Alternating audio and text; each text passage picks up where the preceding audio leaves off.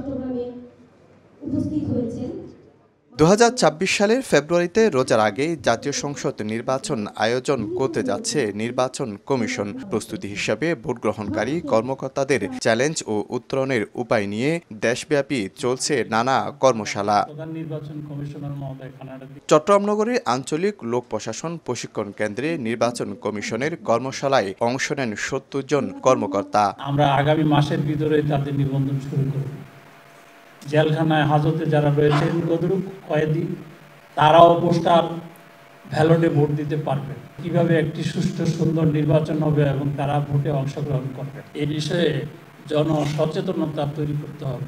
নির্বাচন পরিচালনায় প্রিসাইডিং অফিসারদের পূর্ণাঙ্গ ক্ষমতা দেয়া হবে বলে জানান সিসি। কথা বলেন ভোট গ্রহণের চ্যালেঞ্জ নিয়েও। রিটার্নিং অফিসারের কাছে এবং প্রিসাইডিং অফিসারের কাছে সব ধরনের ক্ষমতা দেওয়া আছে।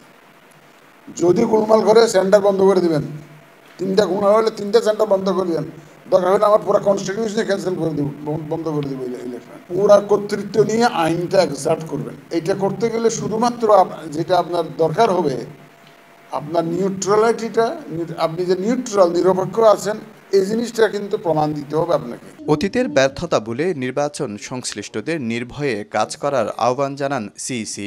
Micro level job. Shafiqul Alam, সময় সংবাদ, চট্টগ্রাম।